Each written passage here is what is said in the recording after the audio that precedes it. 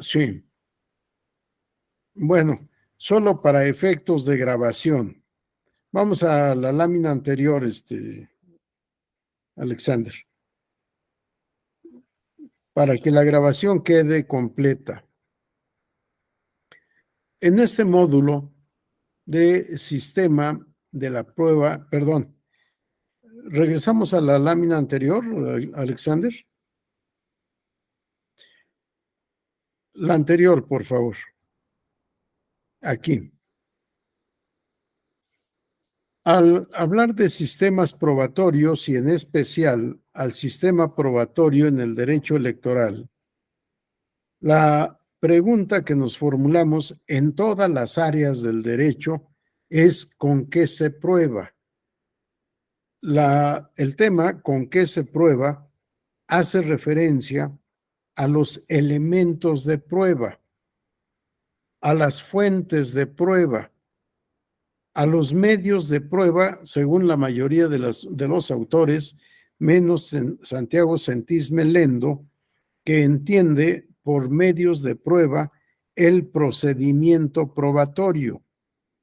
Pero cuando hablamos de elementos, medios de prueba o fuentes de la prueba, a lo que estamos haciendo referencia es a los sujetos y a los objetos que nos van a servir para acreditar la veracidad de las afirmaciones que se hacen en la demanda, en la contestación de demanda, en el escrito de comparecencia como tercero interesado, como tercero coadyuvante para hacer referencia al proceso electoral y, por supuesto, a lo aseverado en la resolución impugnada. Para poder saber cuáles son estos elementos o instrumentos, medios de prueba, tenemos dos sistemas: el sistema de la libertad probatoria o de la prueba libre y el sistema de la prueba legal. En el sistema de la prueba legal no se admiten más elementos probatorios que los que están expresamente autorizados en la ley. La ley procesal aplicable al caso concreto hace un catálogo de pruebas admisibles en el proceso. Fuera de ese catálogo, nada se puede aceptar. En cambio, de acuerdo al sistema de libertad probatoria o de la prueba libre, las partes en el proceso pueden ofrecer cualquier elemento de prueba, cualquier elemento subjetivo, es decir, de sujetos, o cualquier elemento objetivo, cosas, que puedan generar convicción en el juzgador sobre la veracidad de lo que hemos afirmado. Solo dos limitantes en este sistema de la libertad probatoria. Uno, que la prueba ofrecida no sea contraria a la moral. Y dos, que la prueba ofrecida no sea contraria al derecho. Normalmente se dice que no esté prohibida en la ley. Fuera de estas dos limitantes, que no sea contraria a la moral o que no esté prohibida por la ley, son admisibles cualquier elemento personal, objetivo, que pueda generar convicción en el tribunal. Como ejemplo, vamos a la lámina siguiente. Como ejemplo, vamos a citar el Código de Procedimientos Civiles para el Distrito Federal. El artículo 278 establece que para conocer la verdad sobre los puntos controvertidos, puede el juzgador valerse de cualquier persona, sea parte o tercero, y de cualquier cosa o documento, ya sea que pertenezca a las partes o a un tercero, sin más limitación que la de que las pruebas no estén prohibidas por la ley ni sean contrarias a la moral. Si el Código de Procedimientos Civiles para el Distrito Federal asume el sistema de la libertad probatoria. Vamos a la siguiente diapositiva, por favor, Alexander. En cambio, el Código Federal de Procedimientos Civiles, que es de aplicación supletoria en la materia procesal electoral, asume el sistema de la prueba legal.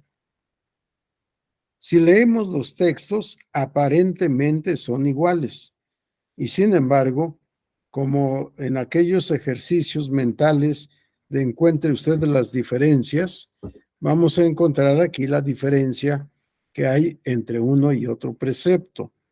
El artículo 79 establece: para conocer la verdad, puede el juzgador valerse de cualquier persona, sea parte o tercero, y de cualquier cosa o documento, ya sea que pertenezca a las partes o a un tercero, sin más limitaciones que la de que las pruebas estén reconocidas por la ley y tengan relación inmediata con los hechos controvertidos.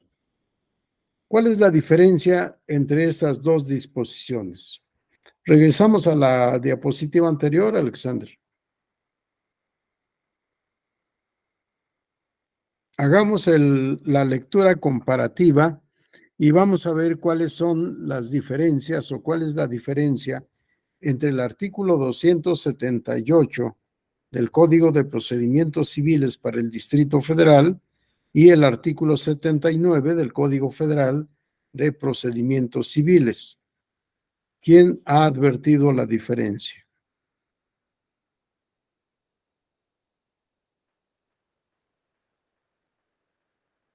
¿Alguien me puede decir cuál es la diferencia entre uno y otro?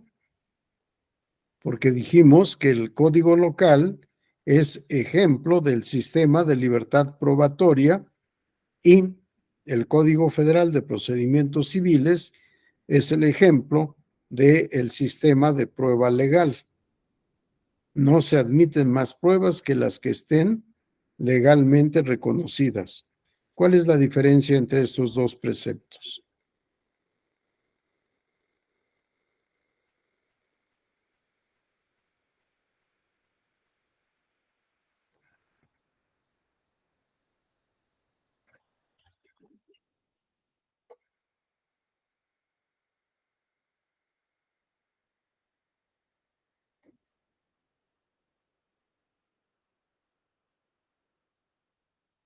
¿Alguien ha advertido la diferencia?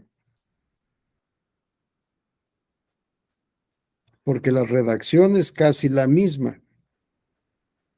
En la parte inicial, en la parte media, y la diferencia está en la parte final.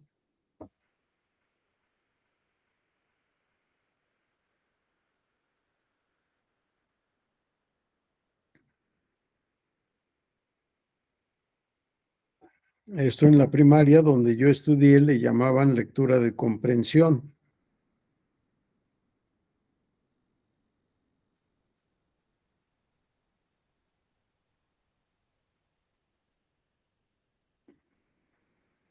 Abel, te veo muy entretenido en lo que estás viendo. ¿Tienes alguna participación? No, doctor, simplemente no encuentro no pude leer bien la diapositiva. A ver, vamos a la siguiente, por favor, Alexander. Esta ya la leyeron bien. Vamos a la otra.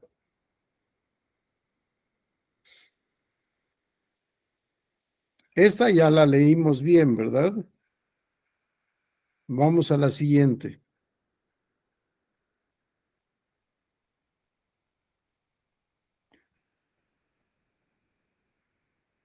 Cualquiera que quiera intervenir, ¿no? Aunque somos pocos, creo que somos selectos.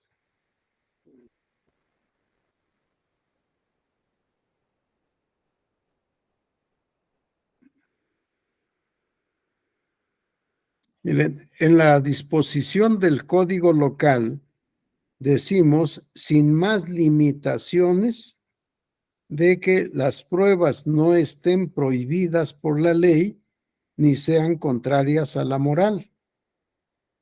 ¿Sí? Puede recurrirse a cualquier elemento de prueba. En cambio, en el Código Federal se establece sin más limitaciones que las de que las pruebas estén reconocidas por la ley.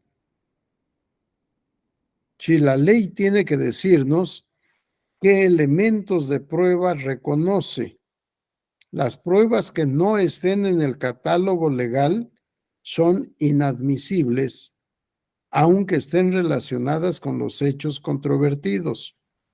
Vamos a la diapositiva siguiente, por favor, Alexander. El Código Federal de Procedimientos Civiles establece, la ley reconoce como medios de prueba. Sí, primero en el 79 estableció, no se admiten más pruebas que las que estén reconocidas por la ley. Y luego en el 93 nos dice el legislador, la ley reconoce como medios de prueba la confesión, los documentos públicos, los documentos privados, los dictámenes periciales, el reconocimiento o inspección judicial, los testigos, las fotografías, escritos, notas taquigráficas, en general aquellos elementos aportados por los descubrimientos de la ciencia y finalmente las presunciones. Fuera de este catálogo no se admite ninguna otra prueba. Vamos a pensar, por ejemplo, la prueba científica del ADN. Pudiera alguien pensar, esta prueba no está prevista en el catálogo, por tanto, no es admisible. Y durante mucho tiempo, en controversias familiares, cuando se ofrecía en juicios de investigación de paternidad o de maternidad, cuando se ofrecía la prueba científica, el demandado se negaba a que le tomaran la muestra de sangre. Y la jurisprudencia inicial, tanto de la Corte como de los tribunales locales, fue quien se niega a que le tomen muestra de sangre está en su derecho, porque el derecho sobre la sangre es un derecho personalísimo. Nadie puede disponer de él.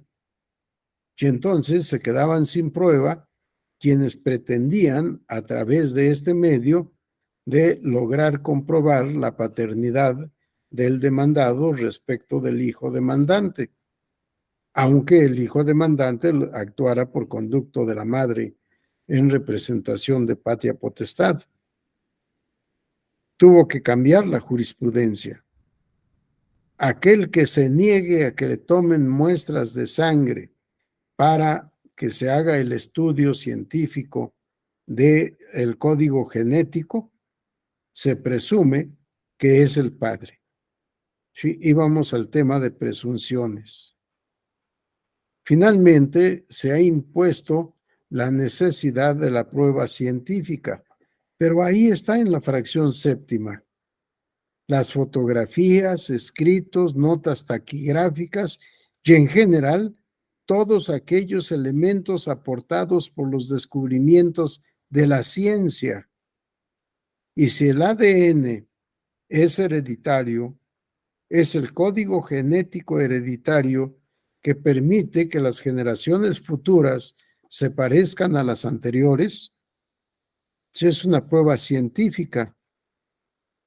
Por tanto, está en el catálogo de pruebas previsto en la ley y en consecuencia se debe aplicar. Si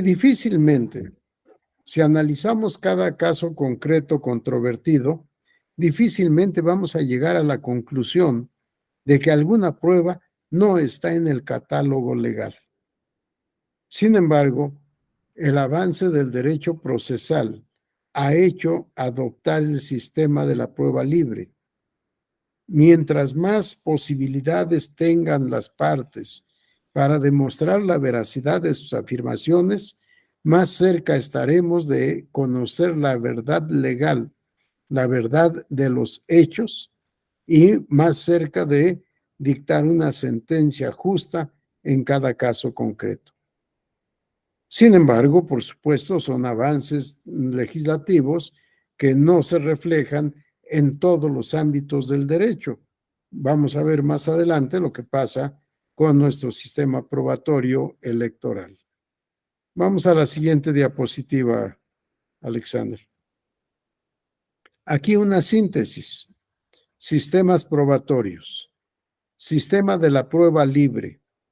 Es admisible todo medio o elemento de prueba siempre que no sea contrario a la moral o al derecho. Sistema de la prueba legal. Solo son admisibles los medios o elementos de prueba expresamente reconocidos por la ley. Ya veremos la limitante que establece nuestro sistema probatorio electoral. Incluso en temas de violencia política en contra de las mujeres por razón de género. No podemos pedirle a la mujer que nos diga con toda precisión qué fue lo que le dijo el sujeto activo de la violencia política o qué fue lo que le hizo, porque sería revictimizar a la víctima. Dígame literalmente lo que le dijo para poder valorar si es o no violencia política. O dígame qué le hizo para poder hacer esta valoración procesal. No, es contrario al derecho o a la moral. Es contrario al derecho porque es revictimizar a la víctima. Puede ser contrario a la moral dependiendo de las palabras, de los gestos o de las conductas del sujeto a quien se imputa violencia política. Dentro de nuestro sistema de prueba legal, hablamos de una inversión de la carga de la prueba o hablamos de la prueba dinámica. Si no es quien afirma quien debe probar, sino el imputado, el procesado, el acusado, el que debe probar que no hizo lo que la presunta víctima dice que hizo. Esto lo veremos más adelante. Vamos a la siguiente diapositiva, por favor, Alexander. Vamos a hacer un breve recorrido por la evolución del sistema probatorio en materia electoral y advertirán ustedes cómo esto que hemos expuesto como sistemas probatorios ha tenido vigencia plena en el derecho procesal electoral mexicano, aunque el derecho procesal electoral como tal, con ese título, sea reciente. Realmente a mí me tocó introducir en el derecho electoral la expresión derecho procesal electoral. Antes no existía. Hablábamos de recursos electorales, de justicia electoral, de lo contencioso electoral, de medios de impugnación en materia electoral, pero nunca nadie, antes de que yo lo hiciera, había hablado de derecho procesal electoral. En 1992, cuando yo era magistrado de sala regional del Tribunal Federal Electoral, tuve la idea, la intención de hacer mi tesis de doctorado sobre derecho procesal electoral mexicano. En 1993, cuando fui a solicitar el registro de mi tesis, me dijeron que eso no existía y tenían razón, era inexistente. Me tocó a mí la oportunidad de crear esta materia. Y la pregunta es, ¿y quién va a dirigir una tesis de algo que no existe?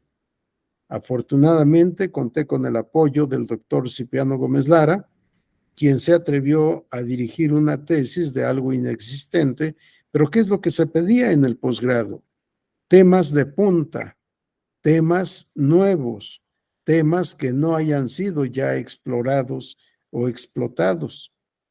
Cuando llevé el mío, pues les pareció tan novedoso que no querían registrarlo.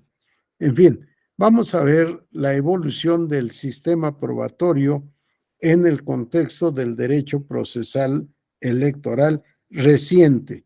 Ni siquiera nos vamos a siglos atrás, vamos a empezar con el siglo XX, a finales, en los últimos 20 años del siglo XX.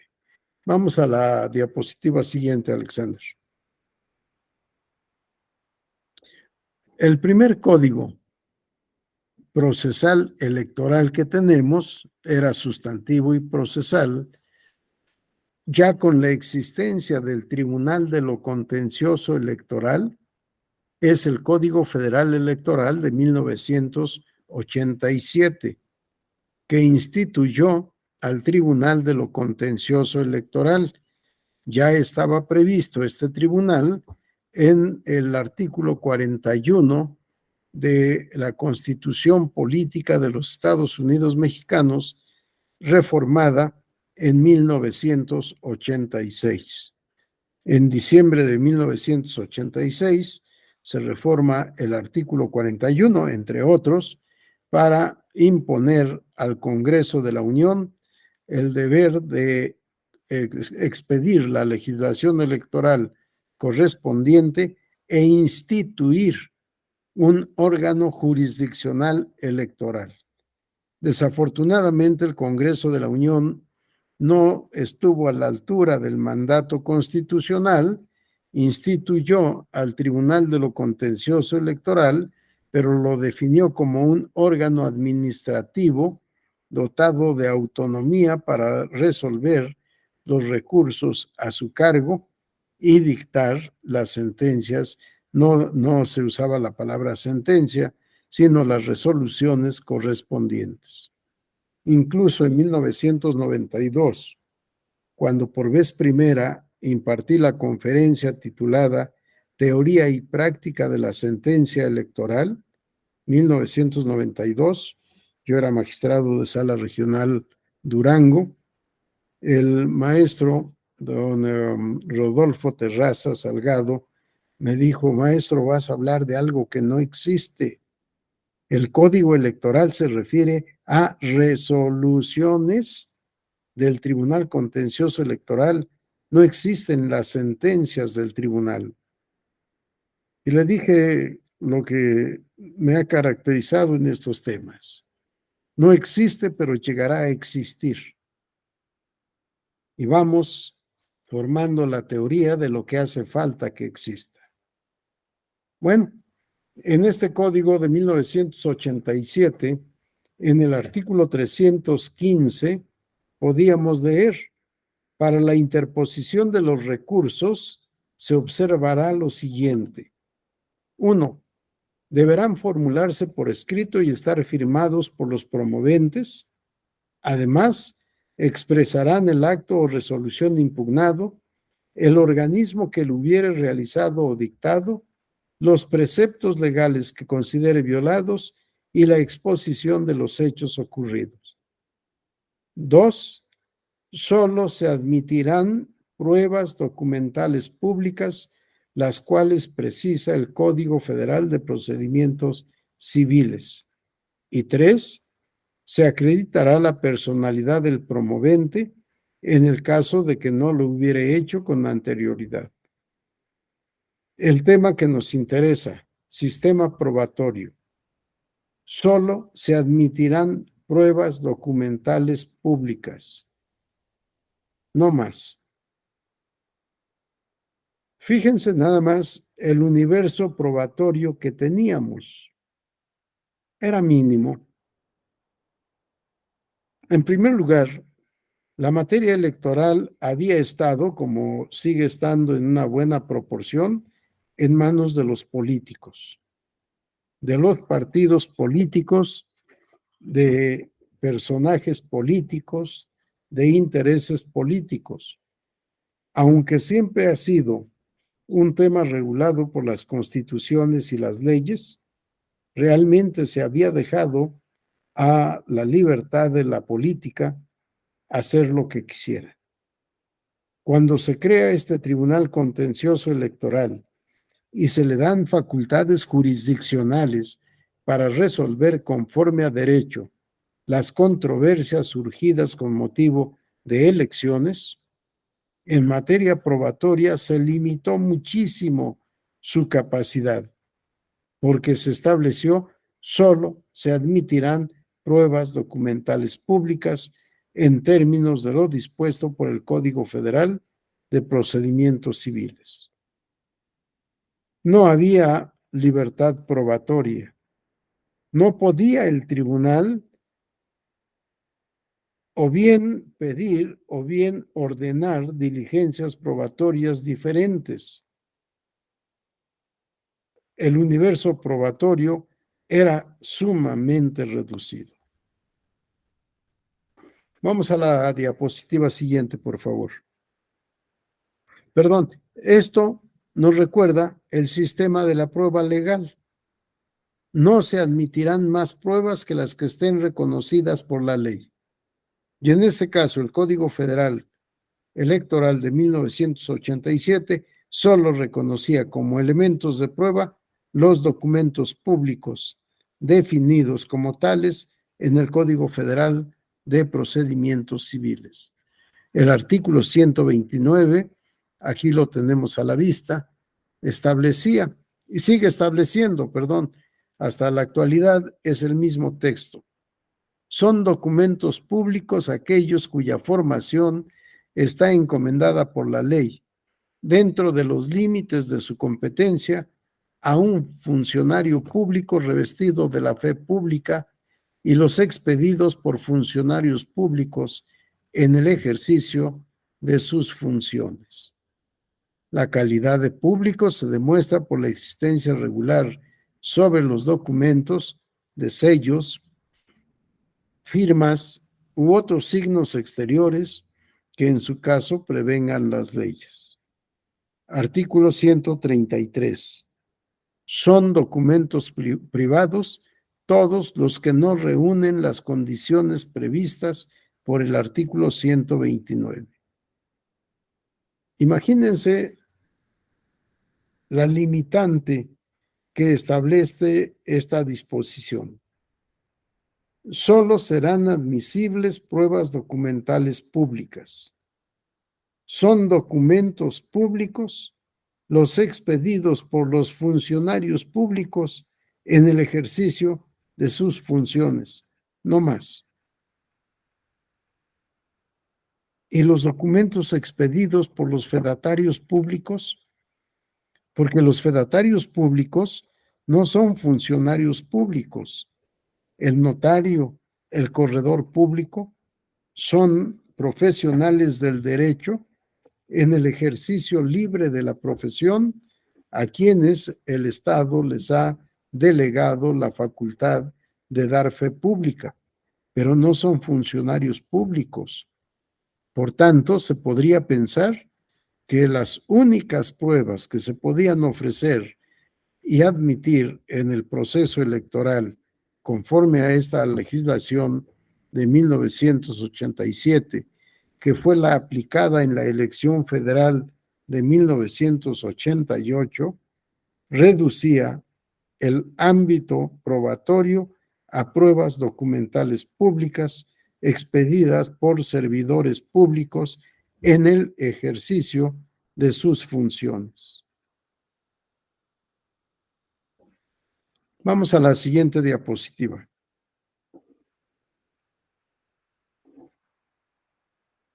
En el Código Federal de Instituciones y Procedimientos Electorales de 1990 se amplió nuestro catálogo de elementos probatorios. El artículo 327, párrafo 1, estableció: en materia electoral solo podrán ser aportadas por las partes pruebas documentales. 2. Para los efectos de este código serán documentales públicas. Vamos a la diapositiva siguiente, Alexander, por favor. 3. Serán documentales privadas. Vean cómo se amplía el catálogo pero sigue siendo sumamente reducido. No se admiten más pruebas que las documentales, públicas y ahora también las privadas. Serán documentales privadas todas las demás actas o documentos que aporten las partes, siempre que resulten pertinentes y relacionadas con sus pretensiones. Vamos a la diapositiva anterior, Alexander. ¿Cuáles eran las documentales públicas para el legislador? Nos dice, serán documentales públicas. A, las actas oficiales de las mesas directivas de casilla. Sí, todas las actas oficiales de la mesa directiva de casilla, así como la de los cómputos distritales.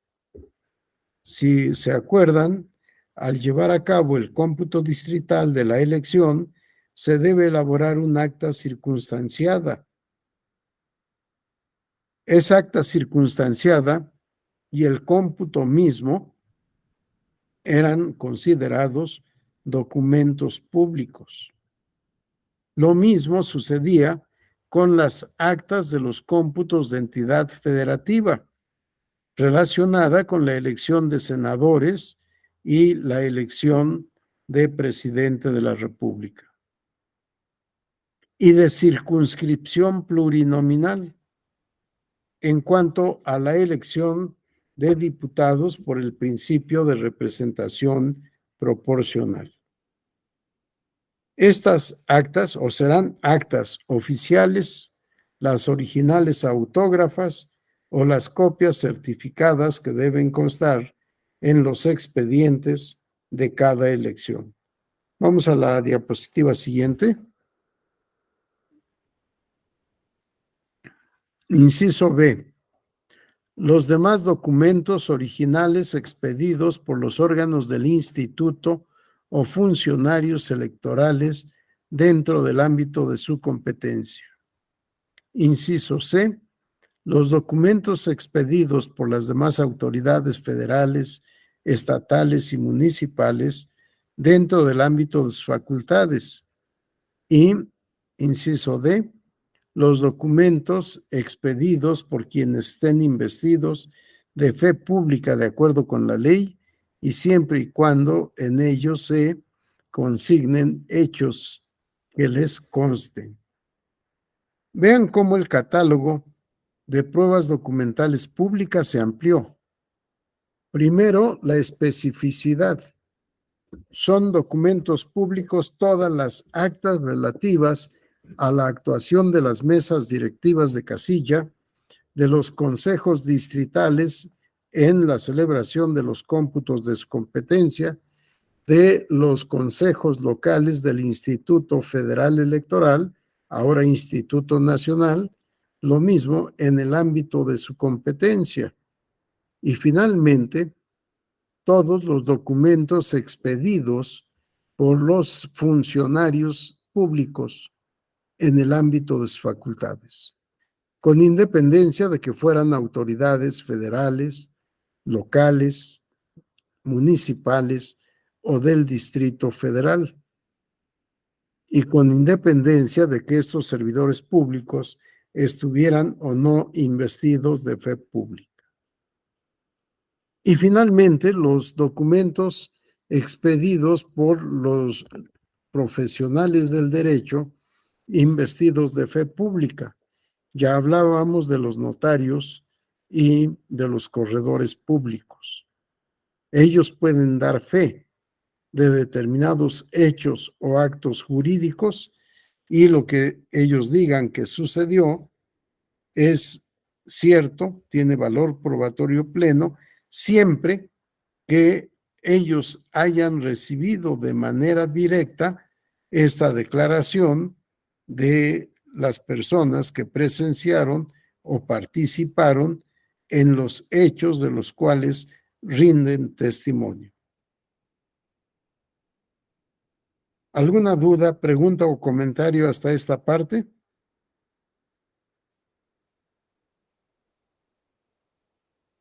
No tenemos dudas, comentarios, observaciones. ¿Sí me han estado escuchando? Sí, porque veo muy pocas cámaras abiertas. Uno de los requisitos para poder cursar estos diplomados es que tengan su cámara abierta para saber que efectivamente están presentes. No se ha aplicado de manera estricta esta regla. Procuraré recomendar que se aplique y solo se tome como asistente al que tenga cámara abierta. El que no tenga su cámara abierta, pues simple y sencillamente no está, porque no sabemos si está o no está, a menos de que tenga una razón válida para no prender su cámara. Sí, no es lo mismo que estemos viéndonos, como decía uno de mis maestros, viéndonos las caritas, a que yo vea un fondo de pantalla sin saber si más allá hay alguien que está escuchando o hay alguien que simula que escucha, se inscribió para poder obtener una constancia de que cursó el diplomado X, Y o Z. Bien. Vamos a la diapositiva siguiente, Alexander.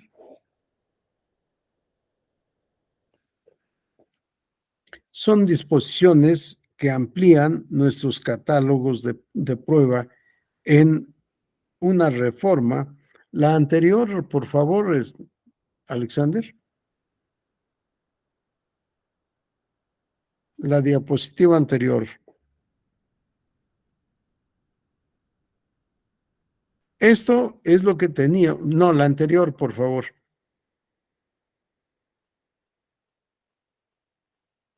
Anterior. Creo que estamos yendo a la posterior, ¿no? A la anterior.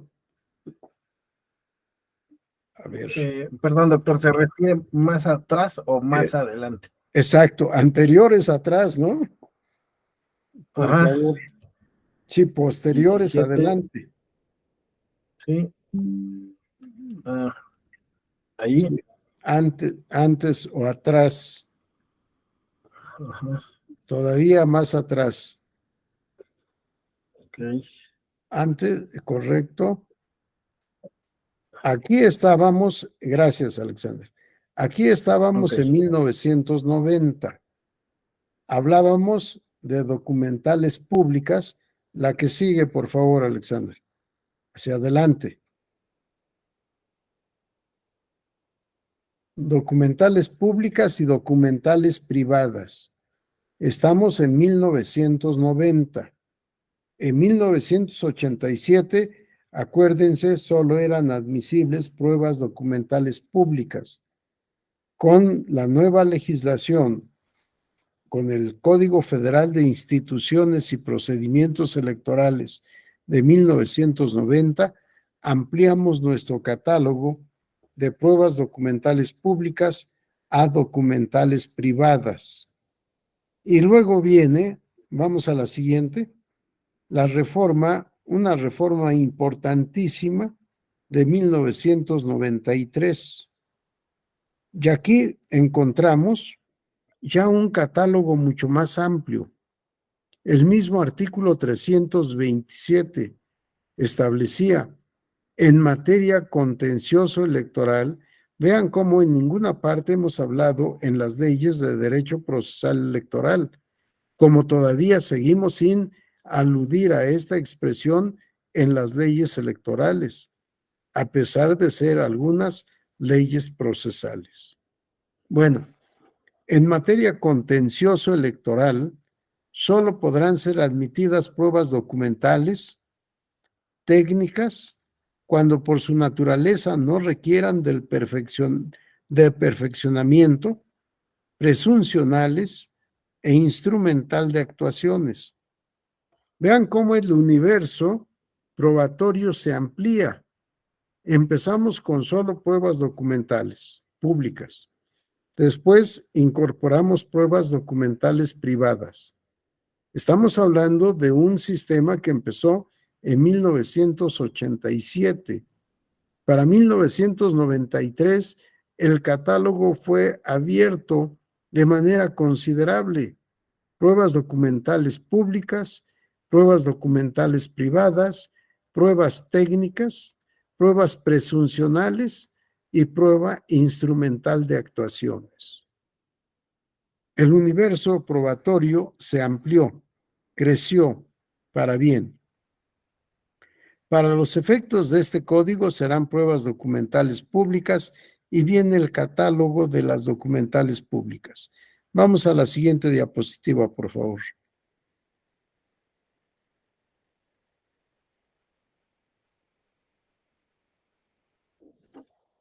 Serán documentales privadas todas las demás actas o documentos que aporten las partes, siempre que resulten pertinentes y relacionadas con sus pretensiones. Vamos a la siguiente, por favor. Se considerarán pruebas técnicas todos aquellos medios de reproducción de imágenes y que tienen por objeto crear convicción en el juzgador acerca de los hechos controvertidos. En estos casos, el aportante deberá señalar concretamente lo que pretende acreditar, identificando las personas, los lugares y las circunstancias de modo y tiempo que reproduce la prueba. 5. Se entiende por prueba presuncional, además de las que pueda deducir el juzgador de los hechos comprobados, las declaraciones que consten en acta levantada ante fedatario público que las haya recibido directamente de los declarantes y siempre y cuando estos últimos queden debidamente identificados y asienten la razón de su dicho. Vean cómo a las pruebas documentales públicas y documentales privadas estamos agregando las pruebas técnicas, pero por supuesto muy acotadas. Solo aquellos medios de reproducción de imágenes.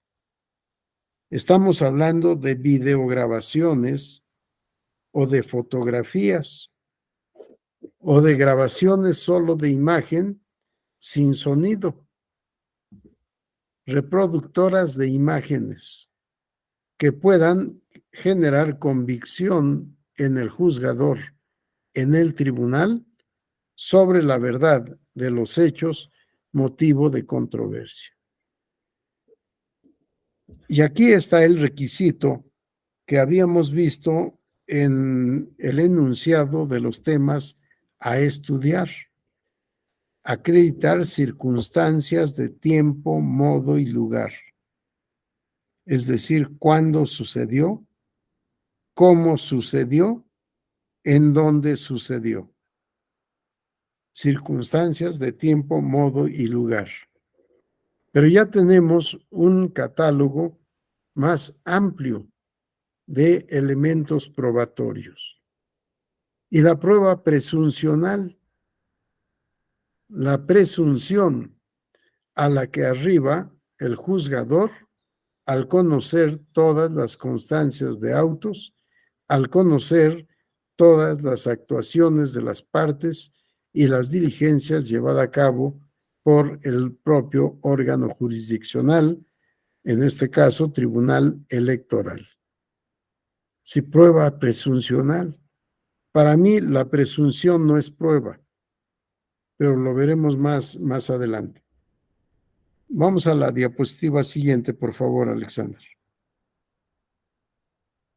Ya en 1996, con la nueva Ley General del Sistema de Medios de Impugnación en materia electoral, seguimos, no obstante, utilizando la vieja expresión que hemos leído en las legislaciones anteriores. El párrafo 1 de la Ley General del Sistema de Medios de Impugnación en materia electoral establece: para la resolución de los medios de impugnación previstos en esta ley, solo podrán ser ofrecidas y admitidas las pruebas siguientes. Si sigue usando la expresión solo, aunque ya no se justifica. ¿Cuáles son las pruebas que pueden ser ofrecidas y admitidas? Nos dice el legislador, las documentales públicas, las documentales privadas, las técnicas, las presuncionales legales y humanas, la instrumental de actuaciones. Y aparentemente ahí acaba la enumeración de los elementos de prueba que pueden ofrecerse y admitirse en el proceso electoral federal. Sin embargo, no es así. Veamos cómo en el párrafo 2 agrega dos elementos de prueba más, la confesional y la prueba testimonial, con la precisión de que también podrán ser ofrecidas y admitidas cuando versen sobre declaraciones que consten en acta levantada ante fedatario público, que las haya recibido directamente de los declarantes, y siempre que estos últimos queden debidamente identificados y asienten la razón de su dicho. El que tenga que declarar algo sobre hechos propios, lo hará mediante una prueba confesional. El que tenga que declarar sobre hechos ajenos, pero que ha presenciado, emitirá un testimonio, una prueba testimonial. Las dos se pueden ofrecer y pueden ser admitidas en el juicio electoral. Nada más que se exige. Estas declaraciones deben constar en acta levantada ante fedatario público, no en sus libros, sino en un acta. Que haya recibido el fedatario público de manera directa la manifestación de voluntad de los declarantes. Esto de recibir de manera directa, porque casi todos los notarios se apoyan en abogados profesionales del derecho, serios, preparados, pero ellos son los que reciben las declaraciones. La ley exige que el notario haya recibido directamente esas declaraciones. E incluso deben estar plenamente identificados los declarantes y deben decir por qué, saben y les consta todo lo declarado. Si la razón de su dicho, como se establece en la parte final de este numeral 2 del artículo 14 de la Ley General del Sistema de Medios de Impugnación en materia electoral. Yo he criticado el título en muchas ocasiones. En mi libro consta esa crítica. Primero, un título kilométrico. Difícilmente se aprende uno el título de la Ley General del Sistema de Medios de Impugnación en materia electoral del Estado Libre y Soberano de Zacatecas, por ejemplo. Ya con el título llenamos una página completa. Pero bueno, ese es el título. Es redundante. Para mí toda ley es general. No puede haber una ley especializada. La ley especializada está prohibida por la Constitución. La ley especializada es inconstitucional. Por tanto, no podemos hablar sino de leyes generales, del sistema. Se supone que toda ley es sistemática. Ha sido hecha por los asesores o por quien se haya contratado, pero que pasa por la revisión de los asesores en materia jurídica. Si como asesor en materia jurídica tiene un veterinario o un ingeniero, con respeto a los veterinarios e ingenieros, cada quien en la actividad profesional que le corresponde, pues difícilmente podemos tener un dictamen que nos diga de manera adecuada si está bien o está mal lo que tratamos de conocer. Bien, decía esta ley general, toda ley debe ser general. Del sistema, toda ley debe ser sistemática. No puede ser o no debe ser asistemática. De los medios de impugnación en materia electoral. ¿Para qué todas esas palabras? ¿No podríamos decir mejor ley o código procesal electoral federal? Y con eso ya lo dijimos todo. Código procesal electoral federal. Delimitamos lo que estamos viendo en este momento sobre las funciones de los juzgadores. Delimitamos el ámbito territorial y delimitamos formalmente el ámbito de competencia. Solo son competentes para asuntos federales, no para asuntos locales o, cuando menos, no de manera inmediata y directa, sino agotando el principio de definitividad. Bien, tenemos aquí entonces Ley General del Sistema de Medios de Impugnación en materia electoral, título kilométrico y absurdo, al que la nueva ley solo le quitó la palabra sistema. Yo no sé si los senadores y diputados tuvieron el prurito de decir que estaban expidiendo una ley asistemática y para evitar la crítica suprimieron la palabra sistema y ahora es solo ley general de los medios de impugnación en materia electoral. Vamos a la siguiente diapositiva, por favor, Alexander.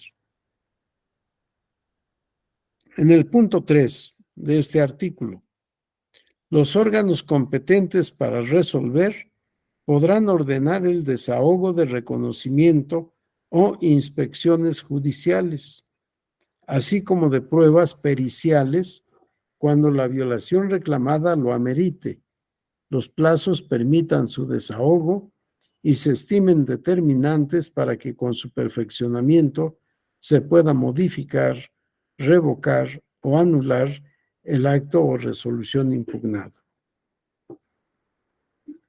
Vean cómo aquí ampliamos nuestra posibilidad probatoria. Nada más que como facultad del órgano juzgador, ya no como derecho de las partes de ofrecer y aportar la prueba. La pueden ofrecer y aportar, eso es intrascendente. Lo importante es que el tribunal o el órgano competente considere que es necesario el desahogo de esa prueba y por tanto puede ordenar el desahogo de la prueba de inspección. Yo no le llamo judicial, sino jurisdiccional, lo cual se justifica sobre todo actualmente con la actuación de los tribunales electorales locales. No son parte del poder judicial de la entidad respectiva. Si no son parte del poder judicial, no pueden realizar una inspección judicial.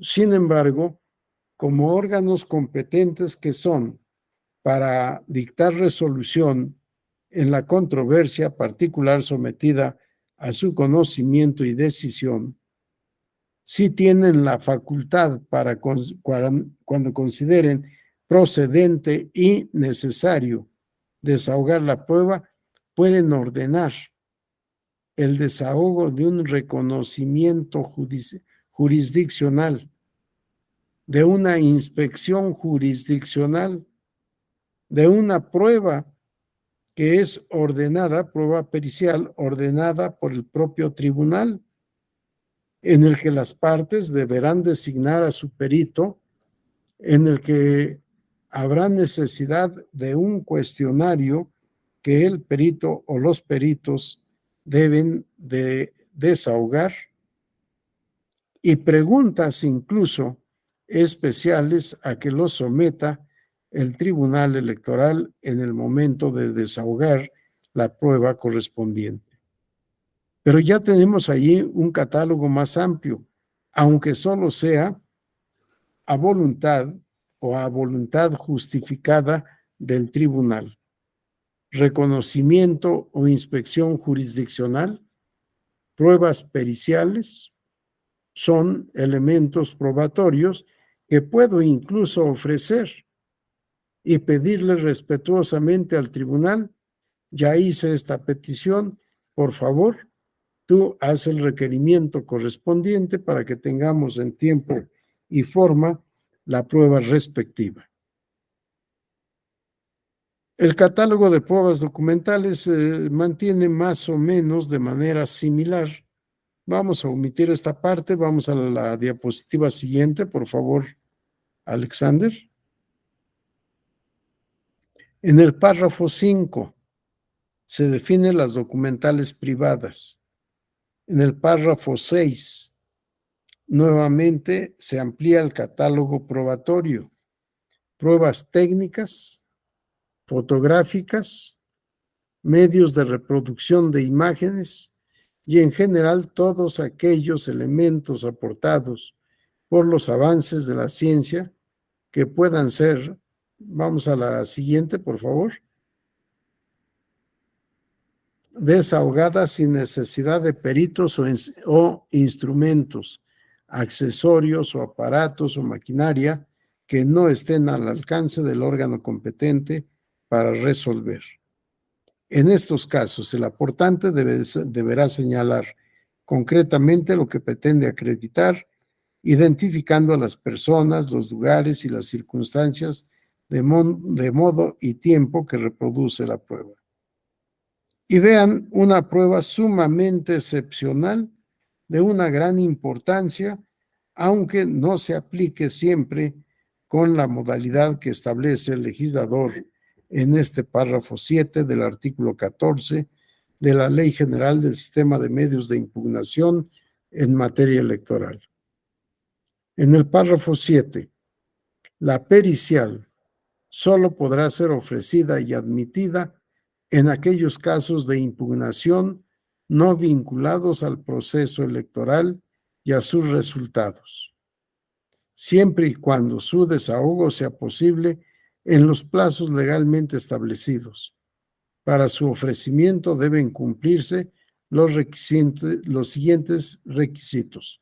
Vamos a ver cuáles son los requisitos, pero antes, vean nada más cómo la prueba pericial no limita el legislador cuál prueba pericial. Finalmente, hace referencia a la prueba pericial que puede ser ofrecida y admitida en aquellos medios de impugnación que no estén vinculados al más reciente procedimiento electoral y a sus resultados. Pero esta regla en la práctica se ha tenido que quebrantar. Ha habido casos en los que se alega el resultado de la votación recibida en la mesa directiva número tal no es auténtica, no corresponde a la realidad. Podrán advertir que solo del total de ciudadanos, solo se presentó a votar el 50%. De ese 50%, 40% aprobó o votó a favor de determinado candidato. El otro 20% a favor de otro candidato. Y así hasta agotar las candidaturas. Si impugnamos la validez de la elección, ¿podremos o no podremos ofrecer prueba pericial? Pregunta. Impugnamos la elección. La impugnación de la elección o es por violaciones cometidas durante la jornada electoral en mesa directiva de casilla, o bien por falta de satisfacción de los requisitos de elegibilidad, o por violaciones a las reglas y a las normas constitucionales y de otra naturaleza que rigen el fenómeno electoral en México. Procederá el juicio de amparo a pesar de que hayamos promovido para impugnar el juicio, impugnar, perdón, la validez de una elección? Pregunta, a ver quién se anima a la respuesta.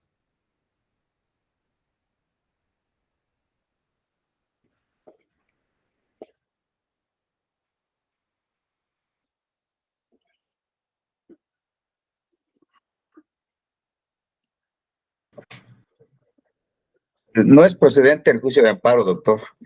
No, obviamente, no estamos hablando de juicio de amparo. Estamos en materia electoral. Y en la materia electoral, por disposición del juicio de amparo, no procede el juicio de amparo. No, la pregunta es, si demandamos la nulidad, vamos a ampliar el tema. Si demandamos la nulidad de una elección, porque en las casillas X, Y y Z se utilizaron boletas apócrifas, boletas falsas para votar. Demandamos la nulidad de la elección previa anulación de la votación recibidas en esas casillas X, Y y Z. Nuestra causal es que las boletas utilizadas son falsas, fueron falsificadas. ¿Procede o no procede el desahogo? Bueno, la admisión primero, admisión, preparación y desahogo de la prueba pericial que ofrezco para demostrar que esas boletas son apócrifas. Se debe admitir o desechar la prueba pericial en este caso.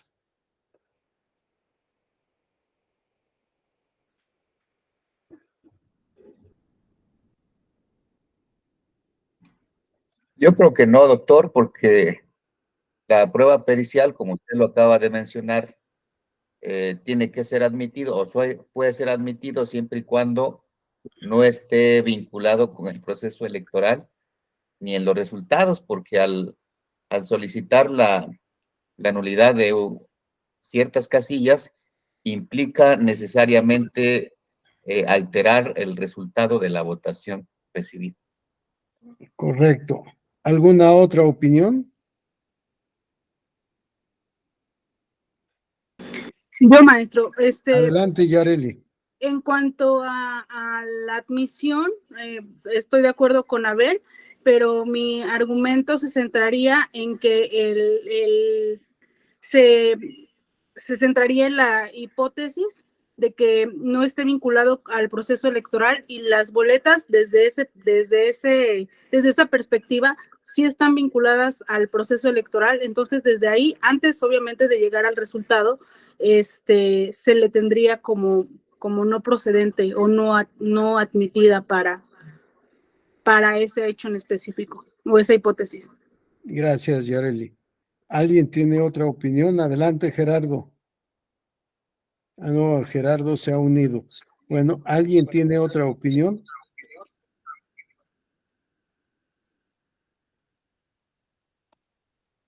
Maestro, ¿me escucha?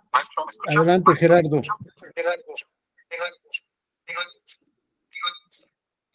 Nomás te está escuchando aquí un poco. Sí, parece que se escucha viciada.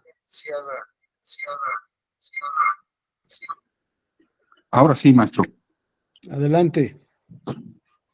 Mire, desde mi punto de vista, independientemente que por esta disposición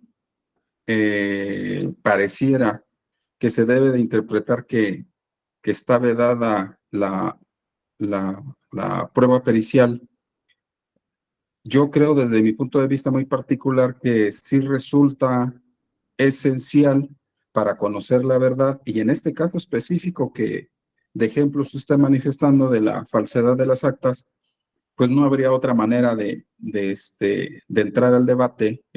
Digamos, el órgano jurisdiccional no tendría otra manera de entrar al debate, de conocer el debate, de resolverlo, si no es en este caso específico con una prueba pericial. Ahora, si bien es cierto, la razón que establece la legislación es que no puede ser ofrecida en proceso, precisamente por los términos muy cortos que existen para resolver. También lo es que yo creo que una solución que se puede dar es que la prueba sea admitida y, y que si no se alcanza a desahogar, pues en las ulteriores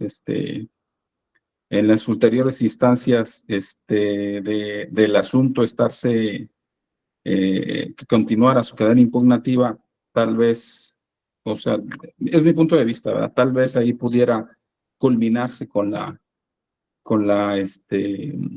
el desahogo o apreciar, ¿verdad? Una vez que se haya terminado, aunque no sea ya en la etapa en la que se ofreció. Es mi participación ahí, maestro. Gracias, Gerardo.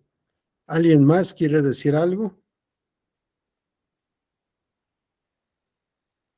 Parece que no. Miren, la letra de la ley es clarísima. La prueba pericial solo podrá ser ofrecida y admitida en aquellos medios de impugnación no vinculados al proceso electoral y a sus resultados.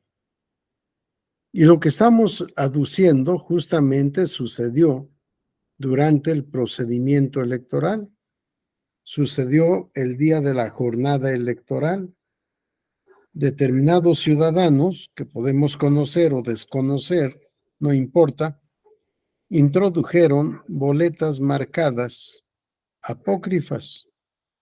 Si ya traían una boleta con la marca, la depositaron en la urna y a cambio devolvieron a determinada persona, a X persona que les pidió el servicio, le devolvieron las boletas auténticas. Sí, pero un número de ciudadanos votó con boletas apócrifas, boletas falsas. ¿Cómo podemos demostrar la veracidad de lo afirmado si no se desahoga la prueba pericial? No hay otra forma. Para mí la prueba pericial es la única válida, porque se trata de, con conocimientos científicos, argumentar, decir por qué razón esa prueba o esa boleta es falsificada, que la diferencia de la boleta auténtica de la boleta expedida por el Instituto ahora Nacional Electoral. Sí, estas limitantes son limitantes, en su caso, inconvencionales e incluso inconstitucionales. No permiten el libre acceso al ejercicio de la función jurisdiccional.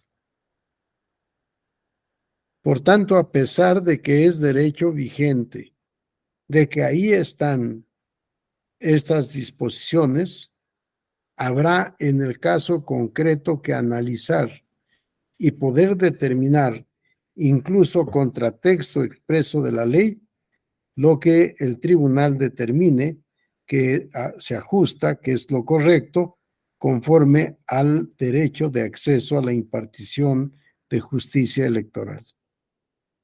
Sí, no importa que no esté permitido el desahogo de la prueba pericial sobre elementos que constituyen parte del procedimiento electoral y parte fundante de los resultados obtenidos en esa jornada electoral. Si tenemos que analizar las disposiciones de tal manera que no sean camisa de fuerza, que no nos impidan actuar conforme a derecho.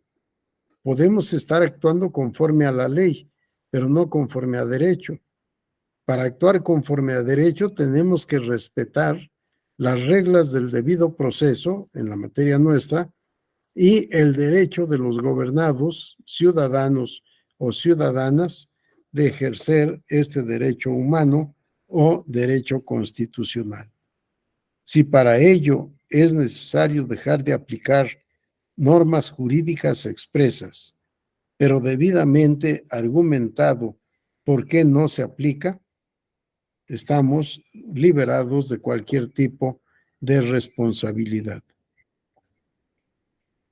Si hay algún comentario, alguna duda, alguna observación, adelante. Si no, seguiremos con nuestro tema. Parece que no hay intervenciones. Vamos a la diapositiva siguiente, por favor, Alexander. A la siguiente, estos son los requisitos para poder ofrecer la prueba pericial. Vamos a omitirlas de momento.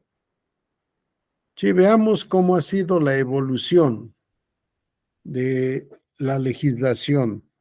En 1987 solo eran admisibles pruebas documentales públicas. Conforme a la legislación de 1990, se admiten solo pruebas documentales, pero se acepta su tradicional división: pruebas documentales públicas y documentales privadas. Vamos a la siguiente, por favor. En 1993 ya encontramos un catálogo mayor: documentos públicos, documentos privados, pruebas técnicas, prueba de presunción o presunciones legales, instrumental de actuaciones y la presuncional humana. Después de que empezamos solo con documentos públicos, nuestro catálogo ha aumentado. Vamos a la siguiente, por favor. El artículo 14 de la Ley General del Sistema de Medios de Impugnación en materia electoral vino a ampliar este catálogo. Y ahora hablamos de documentales públicas, documentales privadas, prueba técnica. He dejado entre paréntesis la palabra científica, porque al definir las pruebas técnicas, el legislador hace referencia a las pruebas científicas, que si bien es cierto no están específicamente reguladas en la ley, se puede pedir a un tribunal local que aplique estas disposiciones y en su momento el Tribunal Federal será el que califique si hubo buena o mala actuación. Bien, decíamos, la Ley General del Sistema de Medios de Impugnación nos amplía las pruebas a documentales públicas, privadas, técnicas, científicas, instrumental de actuaciones, testimonial, confesional, reconocimiento o inspección jurisdiccional, pericial, presuncional legal y presuncional humana. Después de que todos nuestros elementos de prueba quedaban únicamente reducidos a documentos públicos, ahora podemos tener todo este catálogo para poder determinar si nos asiste la razón o no respecto de lo demandado a la autoridad electoral competente. Vamos a la siguiente diapositiva, por favor. Vamos ahora a ocuparnos de las reglas de la prueba en materia electoral de acuerdo a la legislación vigente, que yo ya no sé cuál es la legislación vigente, porque el 2 de marzo de este año se publicó en el Diario Oficial de la Federación el decreto de reformas, y en el contexto de este decreto de reformas electorales se expidió una nueva ley general de los medios de impugnación en materia electoral. Sin embargo, ante las impugnaciones a la legislación nueva, la Suprema Corte de Justicia de la Nación declaró la suspensión de la vigencia del decreto de reformas del año 2023, de todas las disposiciones. Se promovió también, por otra parte, la acción de inconstitucionalidad. Y con base en estas impugnaciones, y el acuerdo de la Suprema Corte de Justicia de la Nación que determina la suspensión de la vigencia del nuevo Código General de los Medios de Impugnación en materia electoral y le da reviviscencia para todo lo relativo a la materia electoral a la ley anterior, la Ley General del Sistema de Medios de Impugnación. Actualmente la Sala Superior ha emitido un acuerdo general suspendiendo la aplicación de la Ley General de los Medios de Impugnación en materia electoral y reanudando la vigencia, la aplicación de la Ley General del Sistema de Medios de Impugnación en materia electoral. Es bueno, ojalá alguno lo haga, al momento de litigar, llevar los dos códigos, conocer los dos códigos o las dos leyes para saber cuál se debe aplicar. O la Ley General de los Medios de Impugnación en materia electoral o la Ley General del Sistema de Medios de Impugnación. De acuerdo al Acuerdo General 1/2021 de la Sala Superior, para aquellos medios de impugnación promovidos antes del 3 de marzo, se rigen por la Ley General del Sistema de Medios de Impugnación en materia electoral. Y lo mismo sucede con aquellos medios de impugnación promovidos del 28 de marzo en adelante. Los que queden del 3 de marzo hasta el 27 serán tramitados y resueltos conforme a la Ley General de los Medios de Impugnación en materia electoral, es decir, conforme a la nueva ley. Sí, el tema es un poco complicado. Vamos a ver qué es lo que resulta al final de lo que determine la Suprema Corte de Justicia de la Nación, porque ahí es en donde está la llave para poder abrir todo este universo. Y vamos a ver cuál será. O bien aplicamos la nueva Ley General de los Medios de Impugnación en materia electoral, o bien seguimos aplicando la Ley General del Sistema de Medios de Impugnación en materia electoral. Si depende de lo que resuelva la Corte en las acciones de inconstitucionalidad y en el fondo de las controversias constitucionales. ¿Alguna duda, pregunta o comentario a esta parte?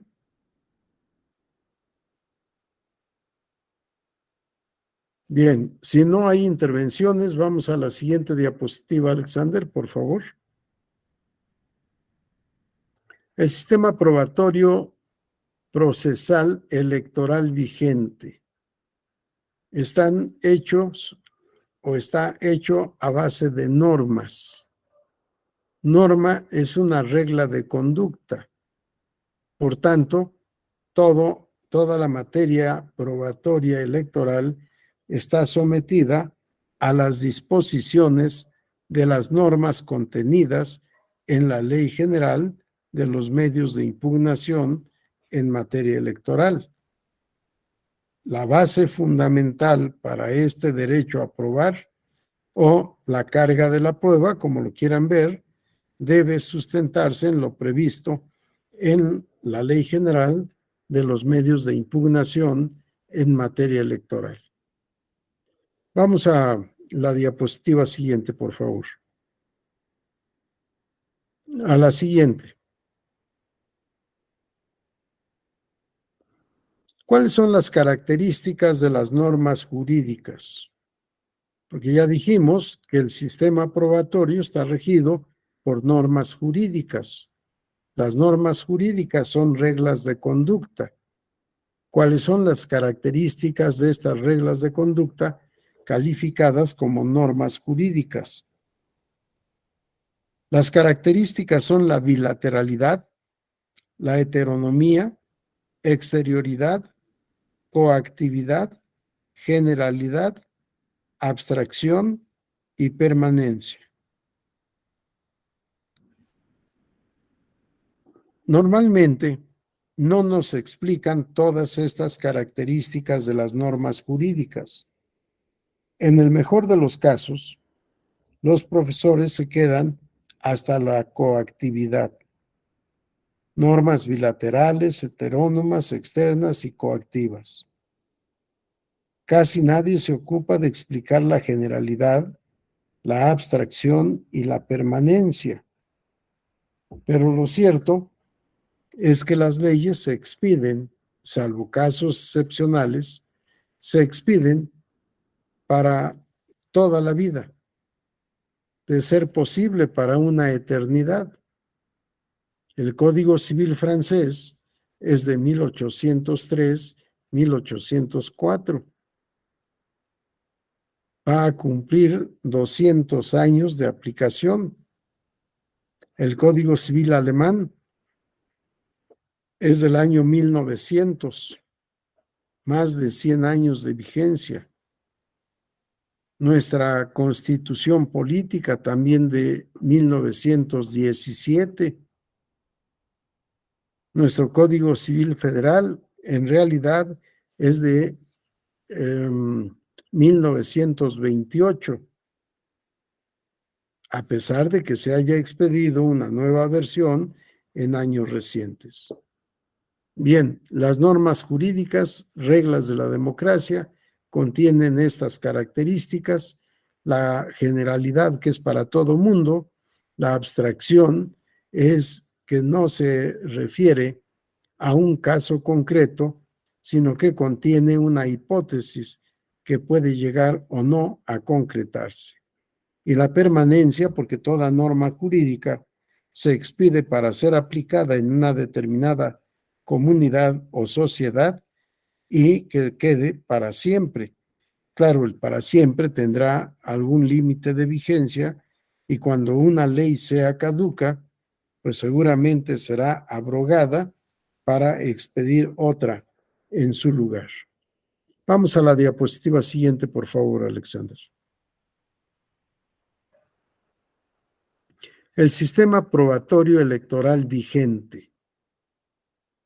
Hemos visto la evolución del sistema probatorio electoral de 1987 hasta el año 2000, hasta el año 1996. Luego tenemos de 1996 a 2023, antes de la Ley General de los Medios de Impugnación en materia electoral. Luego tenemos esta legislación de marzo de 2023, cuya vigencia fue suspendida y se ordenó la reviviscencia de la ley anterior. Vamos a hacer nuestro análisis hasta donde sea posible, aludiendo a los dos ordenamientos jurídicos, tanto la Ley General del Sistema de Medios de Impugnación como de la Ley General de los Medios de Impugnación.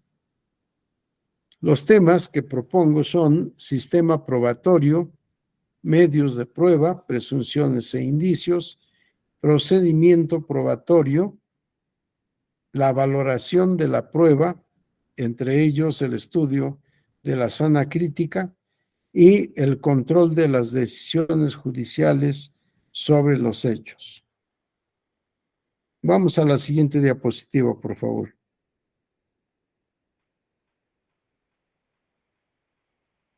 Hasta la otra, por favor. Vamos a empezar con el sistema probatorio.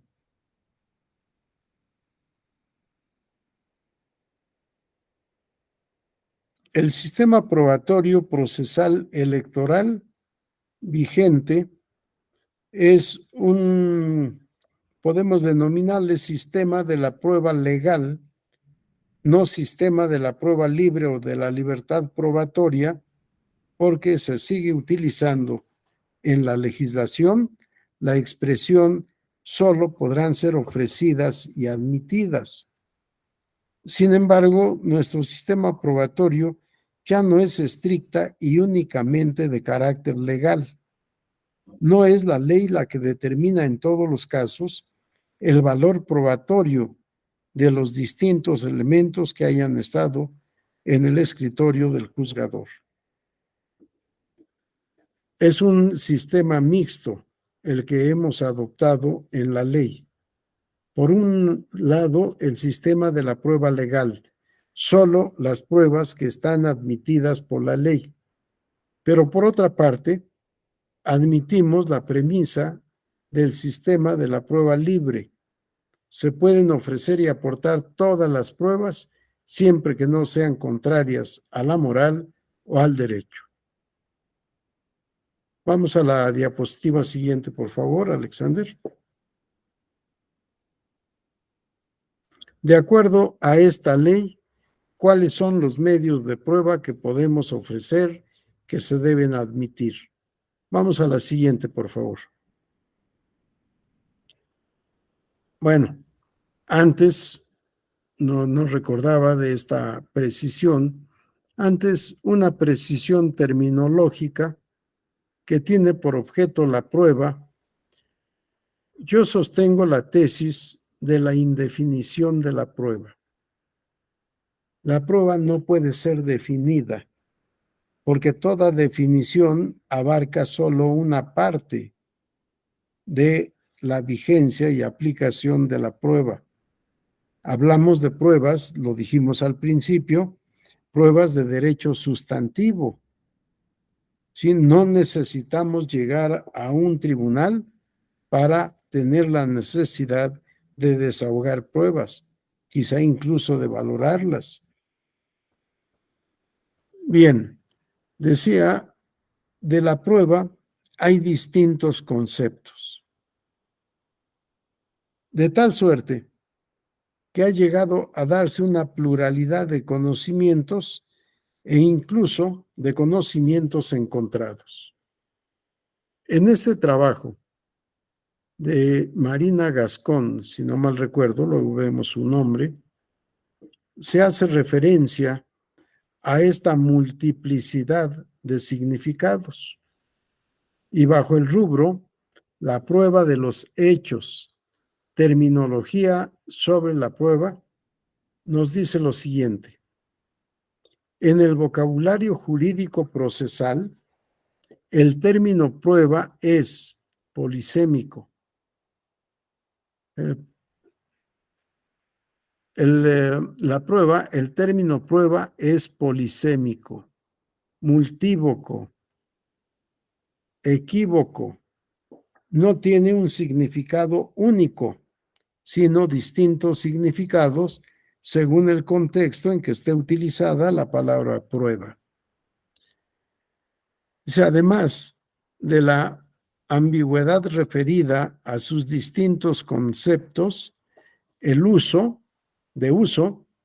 ya sea descubrimiento y justificación, la prueba, puede aludir aún a distintos aspectos del fenómeno probatorio, en concreto a los medios de prueba, al procedimiento probatorio o a los resultados del mismo. Nos dice, la prueba no solo es el elemento, el instrumento que tenemos, o la prueba no solo es la justificación que damos, que realmente es la argumentación para poder explicar por qué el valor probatorio otorgado a determinada prueba.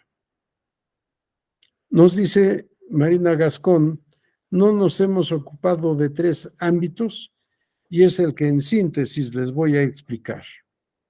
A, prueba como medio de prueba.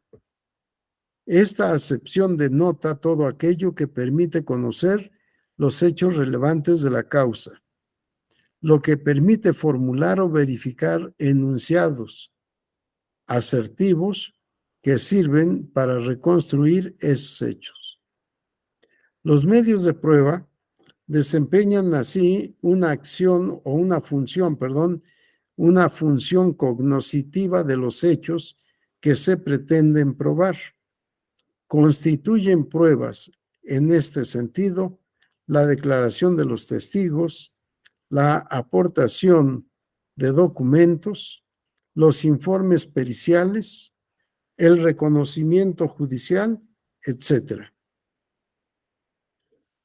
Una de las acepciones de la palabra prueba nos dice es para referirnos a la cosa, a la persona que nos sirven para probar. Santiago Sentís Melendo nos decía son fuentes de prueba, pero al final de cuentas es lo mismo. ¿Qué es la prueba? ¿Qué es la fuente de prueba? ¿Y qué es la prueba?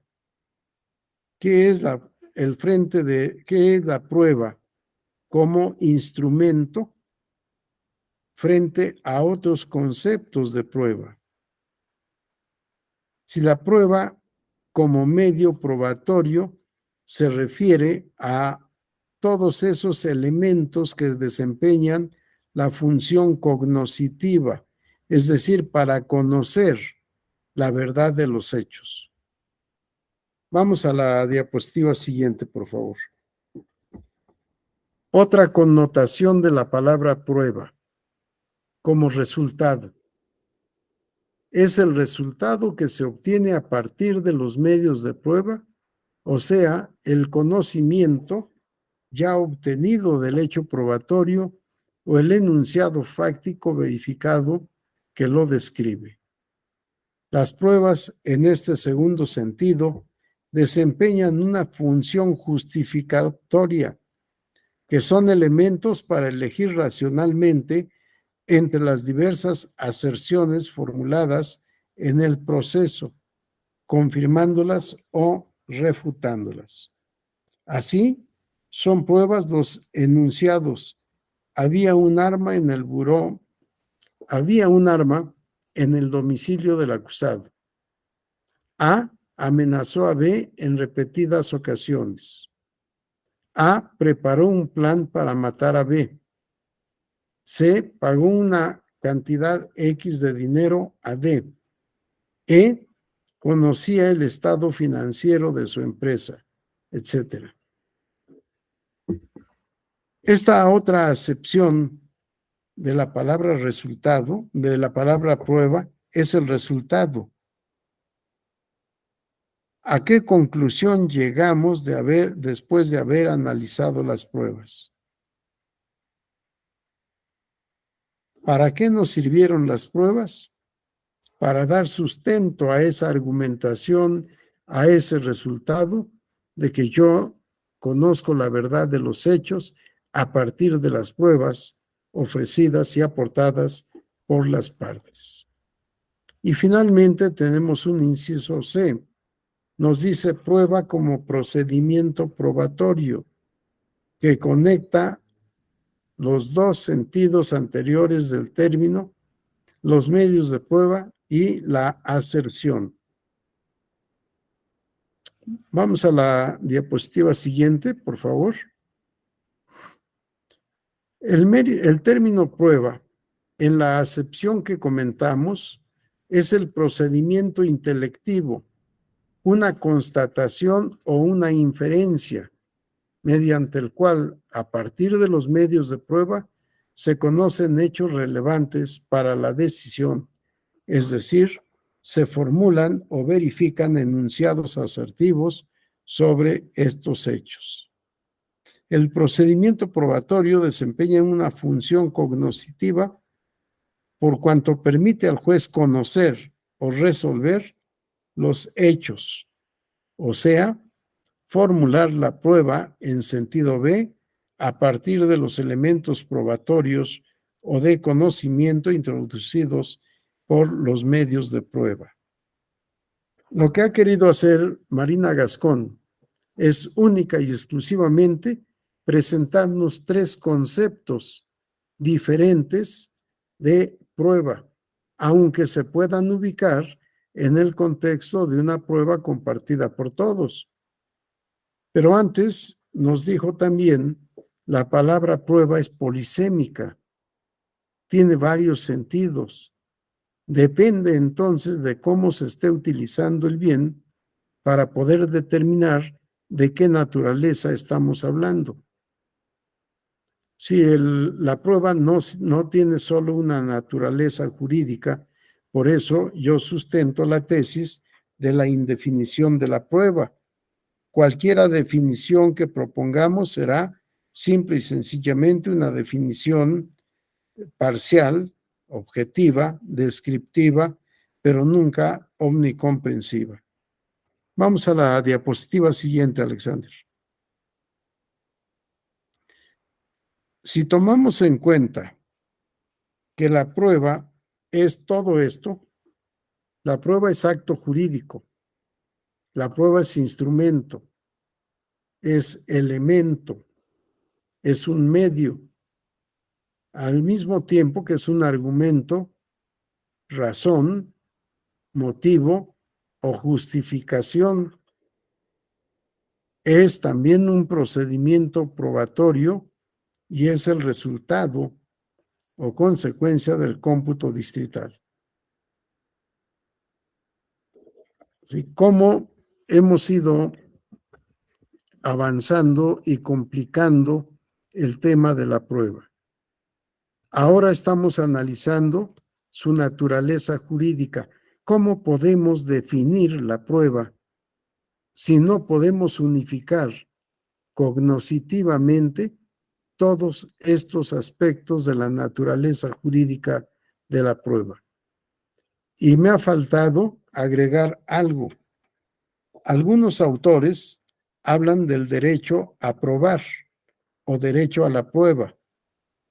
No está en ninguna de estas partes, en ninguno de estos 5 apartados. Otros autores tradicionalistas hablan de la obligación de probar. Y algunos otros nos hemos atrevido a hablar del deber derecho de prueba. Tengo derecho a probar, pero al mismo tiempo tengo el deber de probar. Es como si de 2 caminos opuestos surgieran 2 entes que necesariamente tienen o bien que fundirse en uno solo o bien guardar independencia uno del otro. A todos estos aspectos de la naturaleza de la prueba yo agrego el de la obligación probatoria, el del derecho probatorio o bien del deber derecho de la prueba. Espero en la actualización de esta imagen tener ya los 6 apartados en lugar de 5. Bien, vamos a la diapositiva siguiente, por favor. Concepto de medio de prueba. La siguiente, ¿cuál es, Alexander? Bien, vamos a la anterior y ahí suspenderemos la sesión de hoy. Concepto de medio de prueba según Michele Tarufo. Los medios de prueba constituyen datos cognoscitivos e información a partir de los cuales se puede derivar la verdad de los hechos en litigio. Medio de prueba es todo lo que pueda ser usado significativamente para apoyar la prueba de un hecho. En sentido estricto, estamos frente a un medio de prueba solo si éste es relevante y admisible. Un elemento de prueba que carece de relevancia o es inadmisible en un caso específico, no es elemento de prueba en ese caso. Y para Michele Tarufo solo son pruebas las que realmente tienen trascendencia en el juicio o pleito y que podrán determinar quién gana o quién pierde.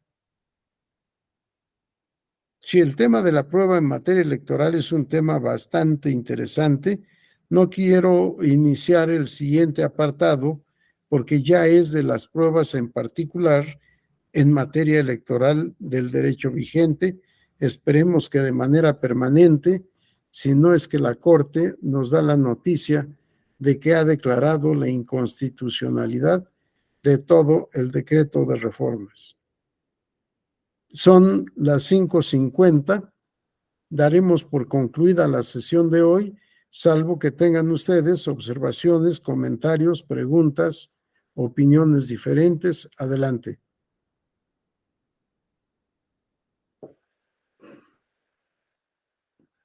¿Preguntas? ¿No hay dudas? Todo está perfectamente claro. Vamos a aplicar un examen para ver si es cierto, ¿eh? El tema no es sencillo, el tema es complejo.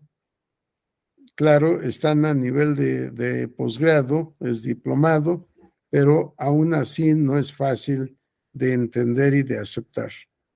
Espero que realmente les genere inquietud, que procuren leer algo sobre la materia y traer dudas, porque la práctica nos da muchísimas dudas.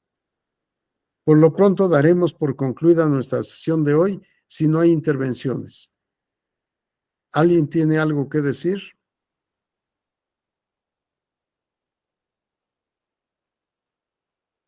Parece que nadie. Bien, nos veremos mañana en continuación de esta sesión de ahora y el miércoles nos veremos para un módulo diferente. Este módulo es de hoy y mañana y ya después continuamos con los otros. Que tengan buena tarde. ¿Sí? Estudien, por favor. Nos veremos el día de mañana.